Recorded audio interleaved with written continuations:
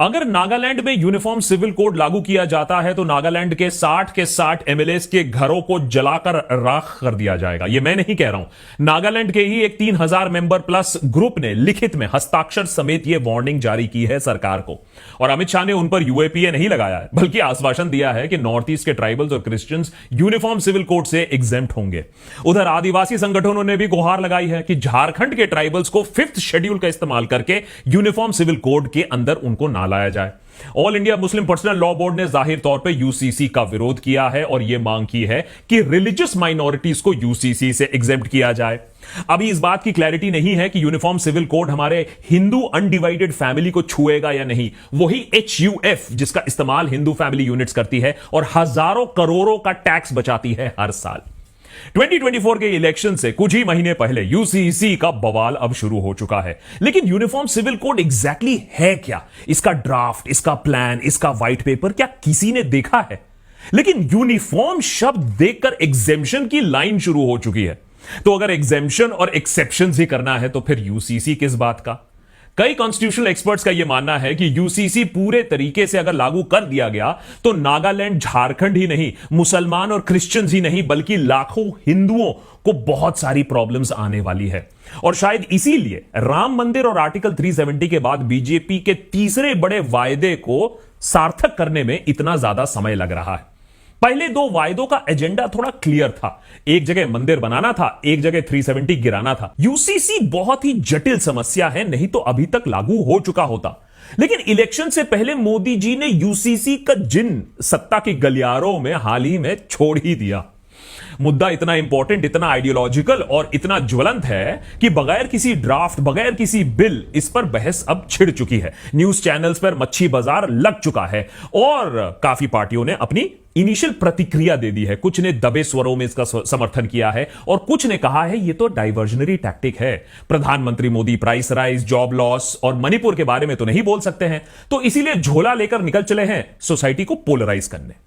WhatsApp forwards में टमाटर के दाम के मीम्स के साथ साथ सपोर्ट यूसीसी पिटीशन भी अब दिखने लगे हैं। पर शायद स्लीप डिप्राइव्ड 4th ईयर वाले लॉ स्टूडेंट्स को छोड़कर किसी को भी यह पता नहीं है कि यूसीसी कितना नुआंस्ड, कितना कॉम्प्लिकेटेड और कितना सेंसिटिव मुद्दा है। कोशिश रहेगी आज के देशभक्त के एपिसोड में इस नुआंस को, इस कॉम्प्लिकेशन को आपको सरल भाषा में समझाएं। लेकिन इस मेगा एपिसोड को शुरू करने से पहले एक बात साफ कर दें कि देशभक्त भी कहता है कि आइडियल सिचुएशन में इन थियोरी इंडिया के पास भी यूसीसी होना चाहिए। होना तो लेबर के लिए मिनिमम वेज भी चाहिए, स्टूडेंट्स के लिए फ्री कॉलेज एजुकेशन भी होना चाहिए, देशवासियों के लिए यूनिवर्सल फ्री हेल्थ केयर भी होना चाहिए। लेकिन आज के टाइम पे क्या संभव है, हम कितना कर सकते हैं, कितना प्रैक्टिकल है और उसका लाभ क्या होगा, फोकस रहेगा उस चीज पर।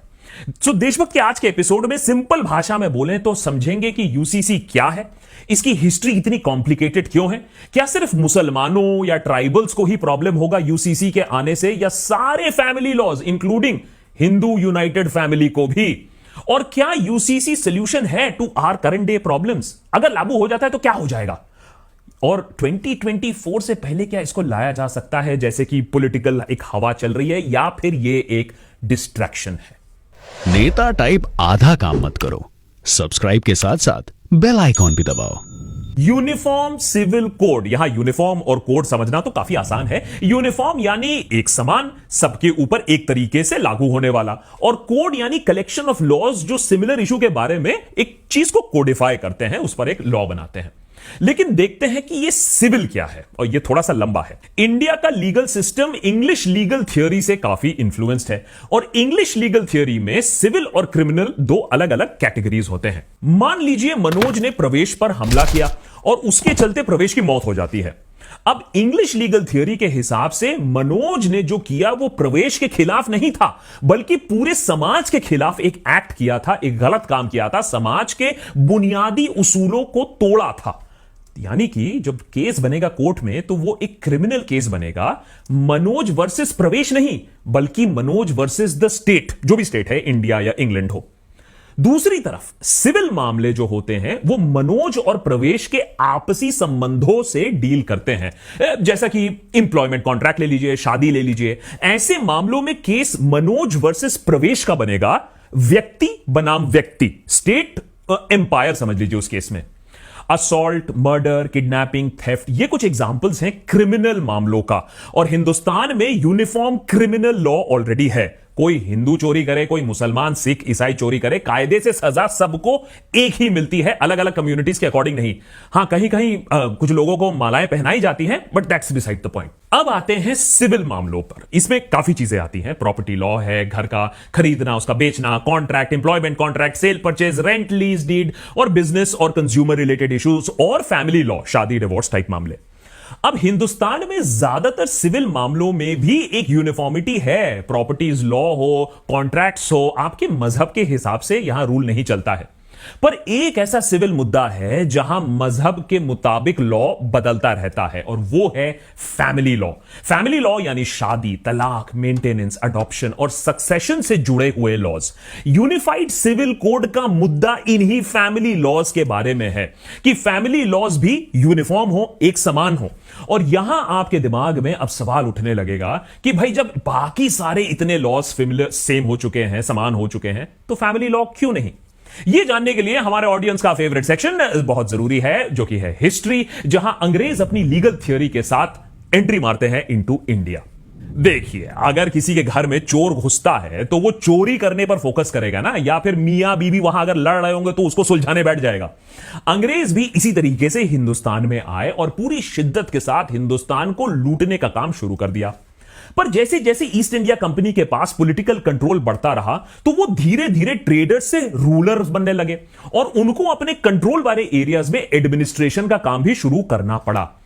Not because they're so nice, इसलिए क्योंकि एडमिनिस्ट्रेशन अगर तंदुरुस्त होगा तभी तो टैक्स रेवेन्यू भी ज्यादा तंदुरुस्त होगा। इसी के चलते उन्होंने 1772 में एक जुडिशियल प्लान निकाला कि उनके अदालतों का सिस्टम इंडिया में कैसा होगा, और उसी के साथ उन्होंने अपने कंट्रोल वाले एरियाज में एक यूनिफॉर्म क्रिमिनल कोड धीरे धीरे उन्होंने इंट्रोड्यूस करना शुरू कर दिया। मगर सिविल मामलों में कंपनी बहादुर ने दखल अंदाजी देना ठीक नहीं समझा, तो इसीलिए मुसलमानों के लिए मुस्लिम सिविल लॉ, हिंदूज के लिए हिंदू सिविल लॉ।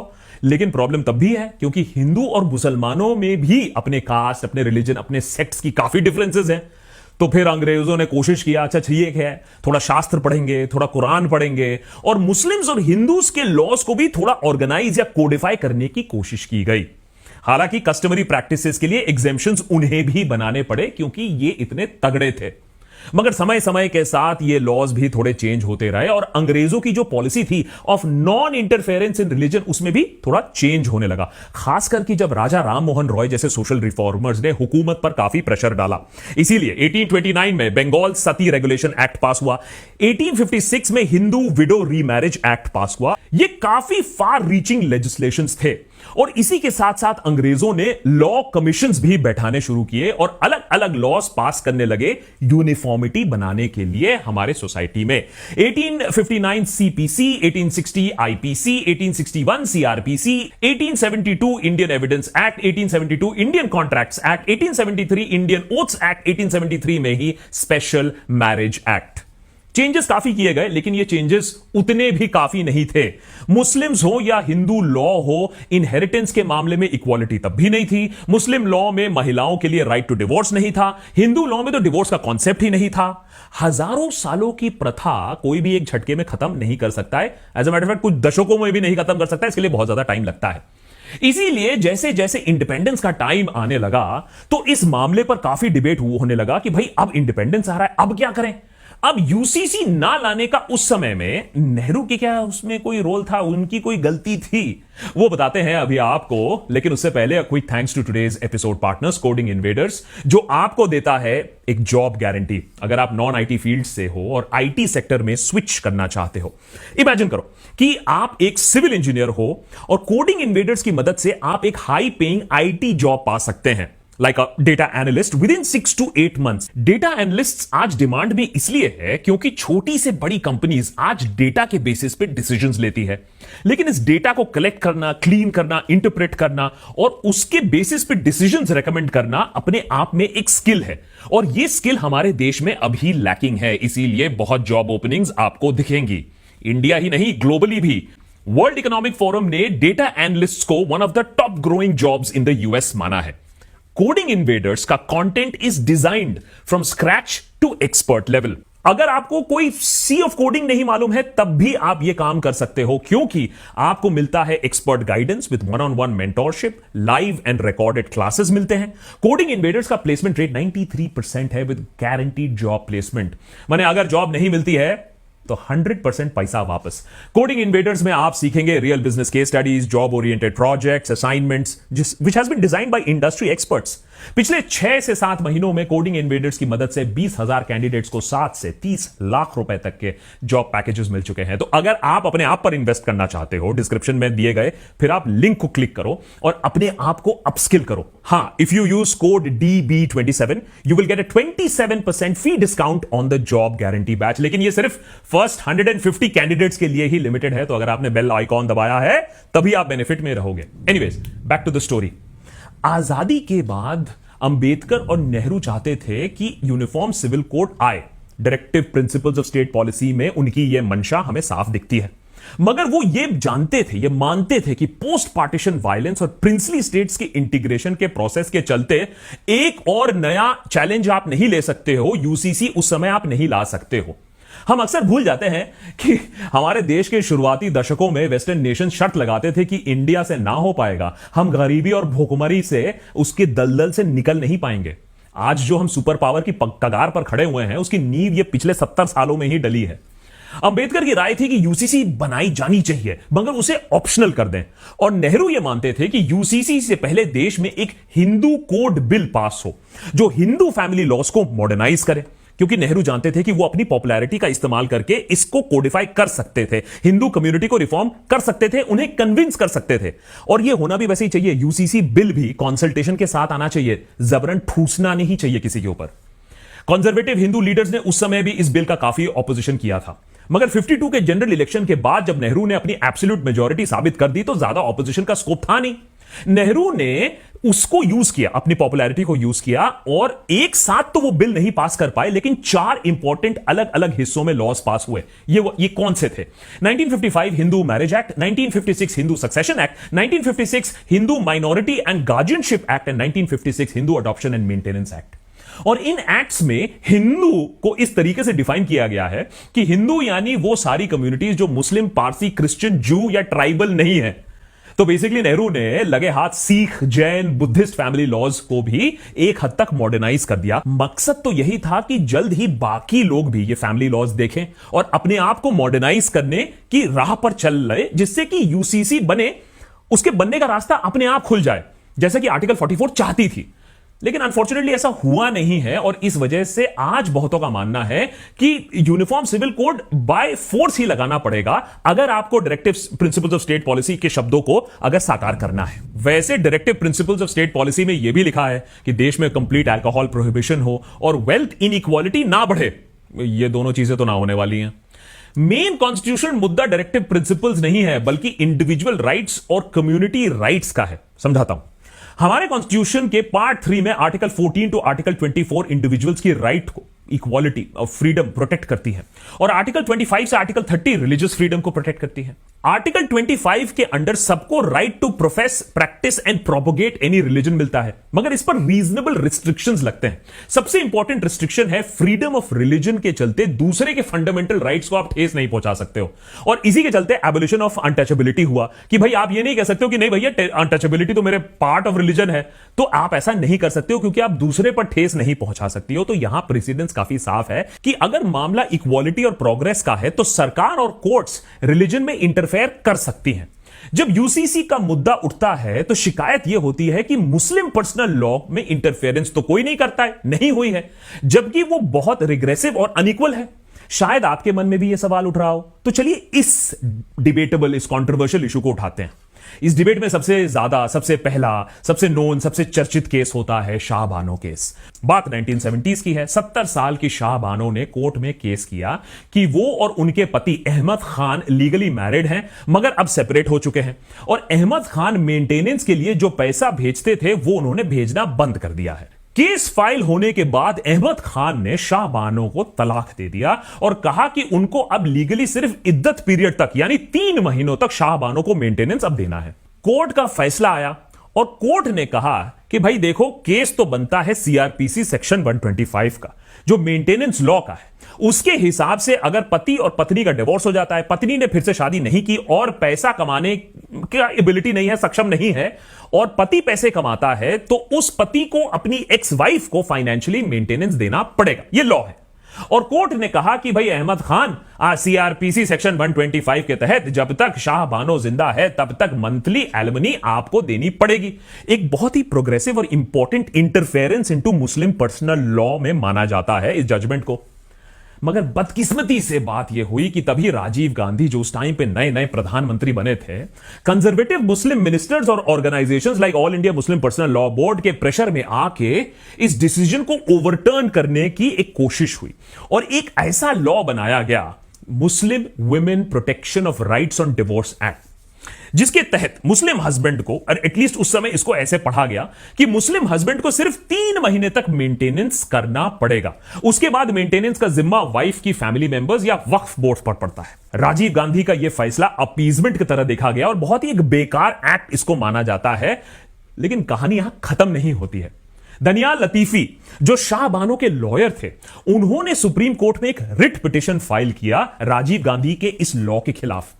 देर से ही सही, इंटरप्रिटेशन में देर से ही सही, 2001 में लेकिन सुप्रीम कोर्ट का इस पर फाइनल फैसला आया और विनिंग आर्ग्यूमेंट यह था, और बहुत इंटरेस्टिंग है, कि Muslim women protection rights on divorce act में बड़ी शातिर तरीके से लिखा यह गया था कि इद्दत पीरियड में divorced Muslim women are entitled to reasonable and fair maintenance.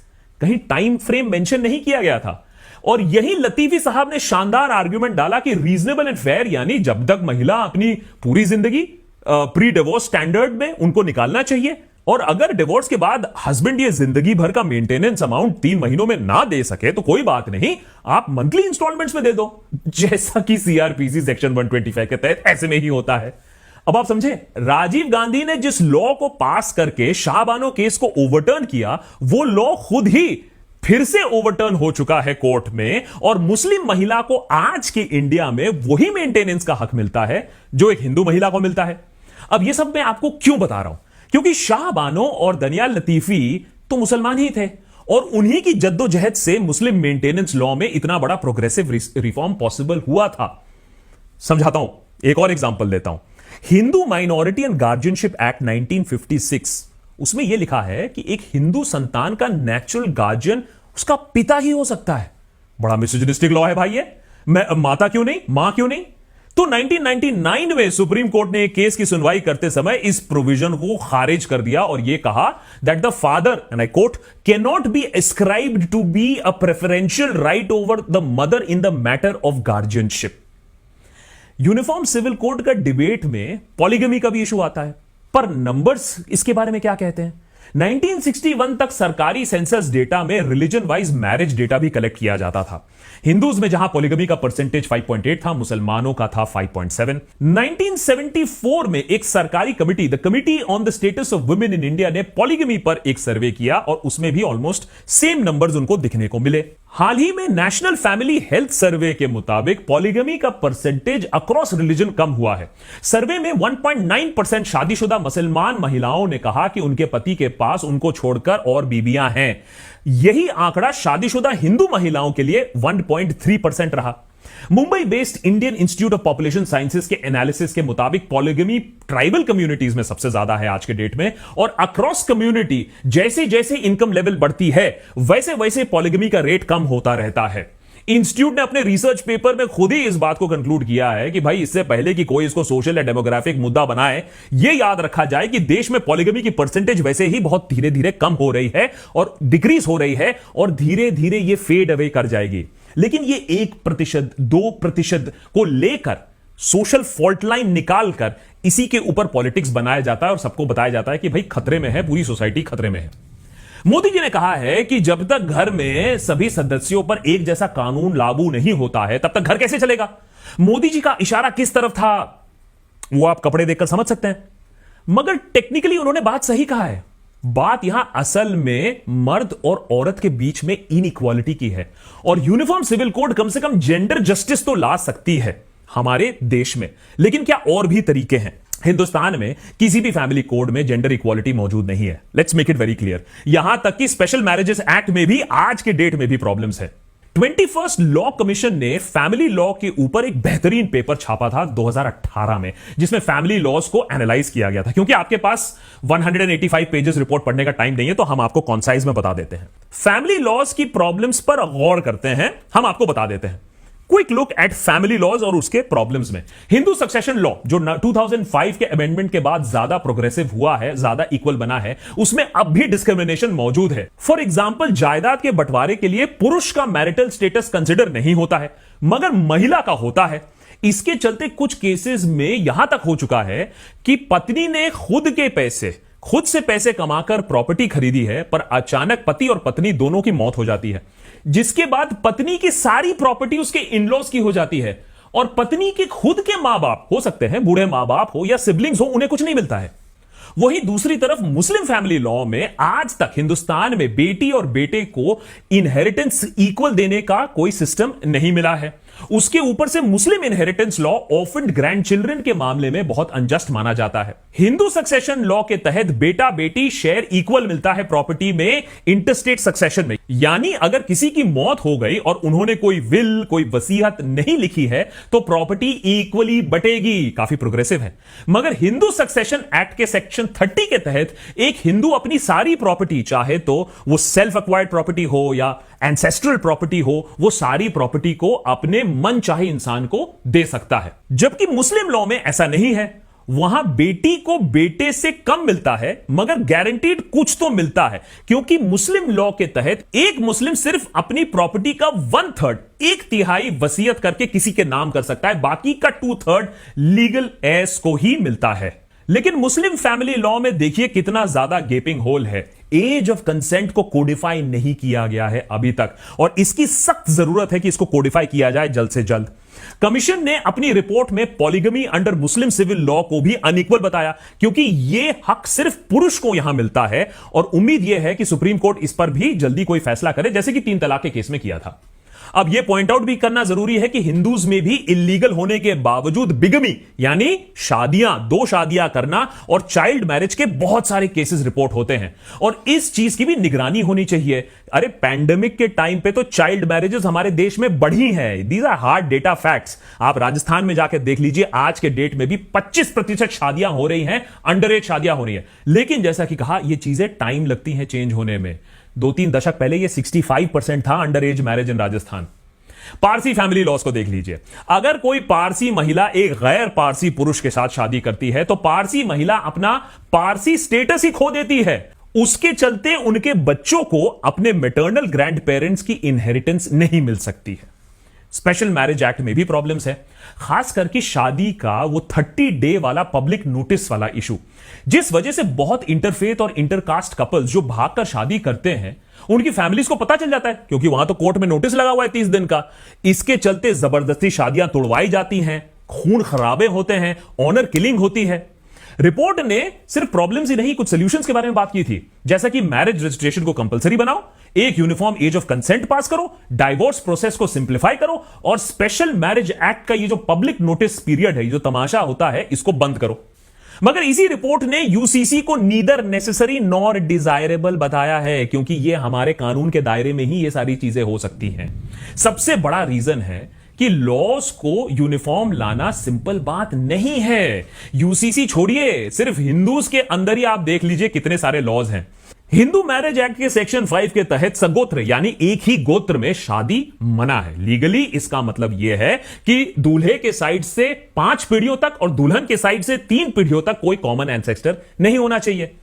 अब जो साउथ इंडिया से देशभक्त का ये एपिसोड देख रहे हैं, वो काफी हैरान होंगे, क्योंकि सदर्न स्टेट्स में अंकल और नीस के बीच में शादी होना एक कॉमन सी बात है। तो जिस प्रथा के चलते अगर कुछ हो गया तो हरियाणा में खाप पंचायत शादी नहीं होने देगी, वही चीज आंध्रा में बड़े धूमधाम से मनाया जाता है, और वो भी लीगली, क्योंकि उसी हिंदू मैरिज लॉ के सेक्शन 5 में एग्जेम्पशन मौजूद है कि अगर रीति रिवाज के चलते इजाजत है तो ऐसी शादियां हो सकती हैं, और होने दो। और देखिए यूपी में हिंदू एग्रीकल्चरल लैंड इनहेरिटेंस के लॉज कुछ अलग हैं, कर्नाटका में वही लॉज कुछ अलग हैं, शिया कम्युनिटी के इनहेरिटेंस लॉज अलग हैं, सुन्नी कम्युनिटीज के लॉ अलग हैं। बहुत सारे कास्ट बेस्ड और रिलीजन बेस्ड डिफरेंसेस मौजूद हैं कम्युनिटीज में, चाहे शादी हो चाहे इनहेरिटेंस हो। ये एग्जांपल्स मैं आपको सिर्फ टिप ऑफ द आइसबर्ग, इसको आप समझिए, इसके और भी बहुत ज्यादा हैं, लेकिन मैं आपको यह समझाने की कोशिश कर रहा हूं कि लीगल एक्सेप्शंस एग्जेम्पशंस बहुत जगह मौजूद हैं। अच्छा चलो मान लीजिए कि सरकार ने कहा नहीं हमें करना ही है और हम पूरा का पूरा यूनिफॉर्म सिविल कोड हम लागू कर देंगे 2024 के इलेक्शन से पहले, तो कुछ तीखे सवाल आएंगे। क्या यूनिफॉर्मिटी के नाम पर सबको सगोत्र यानी वही सेम गोत्र के अंदर शादी करने की अनुमति मिल जाएगी क्या, या इस पे एग्जेम्पशन होगा?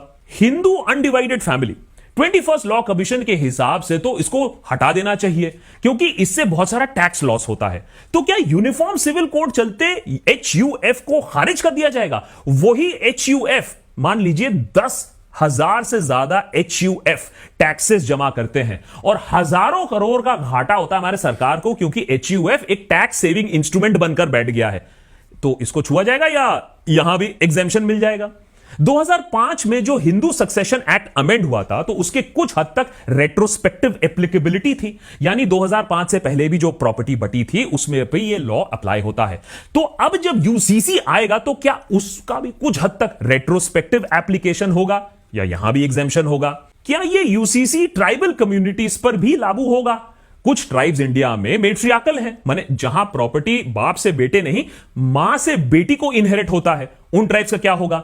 शेड्यूल 6 एरियाज खासकर कि नॉर्थ ईस्ट में जहां कस्टमरी लॉज की काफी प्रोटेक्शन दी गई है हमारे संविधान में, वहां क्या होगा? जो ट्राइब्स की जमीन 6 शेड्यूल में नहीं आती है उन ट्राइब्स का क्या होगा?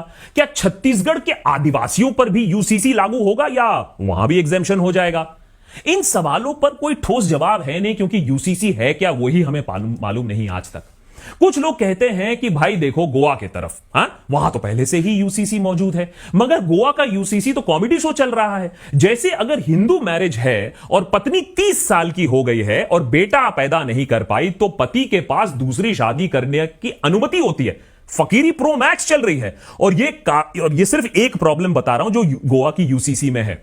इसीलिए 21st लॉ कमीशन ने यह कहा था कि पहले सारे अलग अलग कम्युनिटीज के कस्टमरी लॉज को कोडिफाई करते हैं, एक कॉम्प्रिहेंसिव लिस्ट बनाते हैं, क्योंकि यह काम आज तक नहीं किया गया है और क्या क्या उसमें एग्जेम्पशंस परमिटेड हैं क्या नहीं है पहले उसको देखते हैं। उसके बाद हर कम्युनिटी के फैमिली लॉज के अंदर सुधार करने की कोशिश करते हैं और उनको जेंडर जस्ट बनाने की कोशिश करते हैं, सबसे पहले तो उसकी जरूरत है। और नॉन रिलीजियस सिविल लॉज को जैसे कि special marriage act, juvenile justice, care and protection of children act 2015, इनके जो लूपहोल्स हैं उनको फिक्स करो, अवेयरनेस जो है लॉस के बारे में उनको पहले बढ़ाओ और ट्राइबल कम्युनिटीज पर जबरदस्ती यूसीसी लागू करने की कोशिश भी मत करो। बेसिकली 21st लॉ कमीशन ने यह कहा है कि यूनाइटेड का मतलब यूनिफॉर्मिटी नहीं है, याद है ना, unity in diversity, not one nation one election one leader.